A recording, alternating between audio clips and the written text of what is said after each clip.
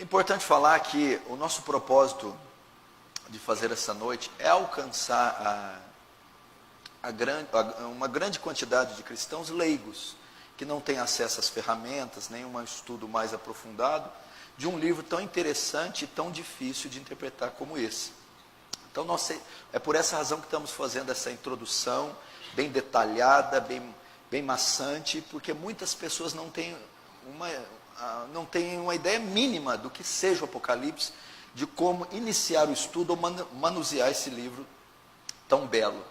E, aproveitando aqui o ensejo, pelos sinais atuais, que nós estamos vendo aí em toda a mídia, sinais na economia, na política, o nosso Brasil tem sido um palco de acontecimentos muito estranhos, e nós temos visto a velocidade com que a sociedade muda, né, muda a sua característica. Poderíamos dizer, é claro que todas as gerações esperavam pela volta de Jesus, é saudável esperar pela volta de Cristo, mas eu acho que a nossa está mais perto que todos, que a nossa é a última da última da última. Tem que estar, do que as outras, pelo menos nós temos que estar mais perto, né? Então, é correto, é saudável dizer que estamos no tempo do fim? Esse é um anseio que nós temos que ter. Agora, ter esse anseio é uma coisa, afirmar categoricamente é outra, né? Jesus fala sobre os sinais e normalmente nos alerta dizendo, mas olha, não se preocupe, isso é só o princípio das dores. Guerras, terremotos, né? Conturbações gerais da natureza, sabe? As pessoas sempre me mandam e-mail depois que tem uma lua de sangue, ou tem um eclipse, ou maremoto. Sei lá, aí o pessoal fala, pastor, isso é um sinal. Eu digo, claro que é, que já está aí há 2000 anos, né? Óbvio que é um sinal. É um sinal que Deus está repetindo ao longo de toda a história para dizer. É um sinal, pessoal, mas é só para dizer que é o princípio das dores. Não é para que a gente pense, então é amanhã, então é depois da manhã, então é semana que vem, né? Ou seja, Deus continua realizando essas coisas, esses sinais, inclusive, né? Eclipses e etc., para que a gente continue despertando da nossa realidade diária, da nossa escravidão, né? Das nossas coisas do mundo, muitas vezes, para pensar, peraí, tem alguma coisa a mais aqui nessa história, né? Vamos pensar um pouco mais na vida por vir. Então, nesse sentido, esses sinais funcionam. Agora, os dois grandes sinais, claros, bíblicos, e que podem estar em processo, sim, de cumprimento, são basicamente o sinal da apostasia e o sinal da pregação do Evangelho.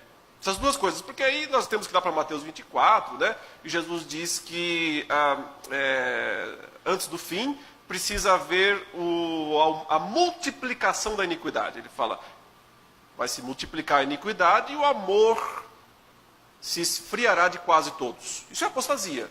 Ou seja, porque eu sempre fico perguntando, né? Quantos são quase todos? Se você tem uma sala com 100 pessoas, quantos são quase todos nessa sala aí? 50? Não, 50 é metade. 51? Não, é maioria. Maioria simples. Quanto que é quase todos? Eu não sei quanto que é, não tenho essa resposta. Mas eu não consigo imaginar que seja algo menos do que 70%, 80%. E note que Jesus diz isso. Por se multiplicar a iniquidade, o amor se esfriará de quase todos. Uma escala gigantesca. Gigantesca, imensa. Um trabalho muito bem feito dos falsos profetas. Porque ele diz que exatamente por causa do trabalho deles, o engano, a traição, o escândalo. Então é um ministério muito bem operado dos falsos profetas. Esse ministério é o que leva a esse escândalo generalizado. Aí o anticristo vem como a cereja do bolo, porque realmente ele não todos, Paulo, João dizem, o mistério da iniquidade já opera, já está em ação, e não é de agora, desde o primeiro século. Já está em ação esse trabalho anticristão no mundo. Mas um dia tem que vir o cabeça do sistema, né? Então a cerejinha do bolo tem que vir e colocar em cima do bolo. Vai se encarnar na figura de um homem. Né? Sim, eu acredito que sim. Então esse processo de apostasia me parece estar em fase muito adiantada. Uma fase muito adiantada, esse processo de apostasia. Ok? Porque aí você pega outras passagens, Jesus dizendo, olha, assim como foi nos dias de Noé, muita iniquidade, muita coisa misturada, assim vai ser outra vez, olha, como foi nos dias de Ló, o que acontecia lá em Sodoma e Gomorra, todo mundo sabe o que acontecia em Sodoma e Gomorra, certo? E ele fala, olha, a volta de Cristo, o meu retorno, Jesus fala, é depois que o mundo outra vez se torna igual àquele mundo, igual àqueles 2 mundos destruídos, porque você tem o dilúvio como uma destruição em massa mesmo, e você tem Sodoma e Gomorra como uma destruição do mundo em miniatura. Como se fosse um grande sinal mesmo, uma amostra grátis do que de fato deve ser o fim dos tempos. Então, eu vejo que esse mistério da iniquidade, essa apostasia, ela parece estar num grau bem avançado de maturidade. Quando você vê esses movimentos globais acontecendo, essas agendas ocultas, agora nem mais são ocultas, já são escancaradas, né, em defesa principalmente de princípios contrários à palavra de Deus. E quando nós vemos principalmente igrejas entrando nessas agendas, aí é assustador. Aí é assustador. Porque, sabe, você não tem como esperar a apostasia do mundo. O mundo já é apóstata por natureza. A apostasia de quem? É do povo de Deus. Então, quando você vê cada vez menos pessoas, pregadores, comprometidos com a palavra de Deus, cada vez menos, porque tem cada vez mais pregadores, mas cada vez menos gente séria, gente comprometida com as Escrituras, gente que vive as Escrituras e que prega as Escrituras, cada vez menos. Cada vez mais gente que gere negócios, que administra impérios, isso tem aos montes. São fortes indícios de que a apostasia está indo para um caminho de amadurecimento. E a Bíblia usa o termo, quando vai citar do advento dos falsos profetas, ela usa várias vezes o termo muitos. Muitos seguirão suas dissoluções. E enganarão a muitos. Muitos darão ouvidos, né? Tendo comichão no ouvido. Por isso que ele compara, né? O amor se esfriará de quase todos. Que é o mesmo que muitos. Exato. O contrário é que está seguindo o anticristo, né? Muitos estão... Sim. E ao seu ver, esse tem sido um dos sinais mais evidentes que está avançado, né? Me parece que sim, porque se eu olho para a história, eu não consigo ver nada parecido com hoje. Exceto Gênesis 6, né? Os dias do dilúvio, exceto Sodoma e Gomorra. Mas tirando esses 2 grandes momentos que o próprio Cristo disse que espelham o fim dos tempos, eu não consigo encontrar outro momento na história tão depravado, de depravação tão aberta.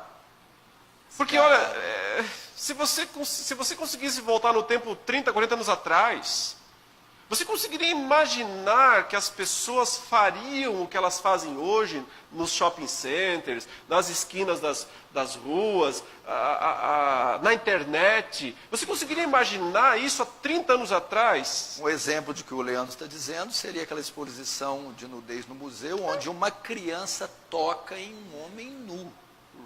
Eu acredito que isso até daqui 10, 20 anos ainda pela frente será um escândalo. Então, mas daqui a pouco não é mais, é esse o ponto. Daqui a pouco é natural. Perderam a vergonha. Todo mundo aceita. Não, peraí, a gente tem que ser mente aberta, nós precisamos... Né? Daqui a pouco não é... Então, a questão é essa. O que é multiplicação da iniquidade? Né? Por isso que ele fala, por se multiplicar a iniquidade, o amor se esfria. Claro, porque nós somos tão bombardeados por essas imagens o tempo todo, nós somos tão bombardeados por essas coisas, que o nosso filtro vai abrindo. Sim. E nós vamos recebendo isso cada vez mais. Então aí está o grande problema. Né? E me parece que esses dias são assim. Eu acho que, sabe, se as coisas continuarem nesse nível, daqui 20, 30 anos, nós vamos ver coisas absurdas assim acontecendo ao ar livre. Coisas assim que ninguém, com criança, com animal, o que quer que seja. Nós vamos ver coisas assim, que hoje a gente considera escabroso. Mas daqui 20 anos, as pessoas vão dizer, não, é porque você é ultrapassado, é porque você é, sabe, é mente pequena. Mas olha, multiplicação é isso. Sim. É mais ou menos igual à tecnologia. Tecnologia, assim, a gente fica um tempo enorme, longo, com pouca tecnologia. Aí, de repente, dá um salto. E você consegue, em 20 anos, fazer o que não fez em 200, tecnologicamente. Isso é comprovado. Daqui a pouco, em 2 anos, você já faz aquilo que não fez nos 20 e que não fez nos 200. Daqui a pouco, não é em 2 anos, é em 2 meses. Vai encurtando. Vai encurtando esse espaço. Por isso que às vezes as pessoas me perguntam, mas eu acho que ainda pode demorar mais uns 200 anos para Jesus voltar. Eu digo, de jeito nenhum. Se autodestruir. Porque a multiplicação permite que vá abreviando, permite que se consiga pular isso. Note, agora com isso eu não estou dizendo que Jesus vai voltar amanhã, claro, ou semana que vem. E também não estou dizendo que ele não vai voltar amanhã ou semana que vem, porque ele virá como ladrão da noite. Então nós temos que manter uma ideia de que nós não sabemos quando. Mas nós temos os sinais que nos dão uma dica.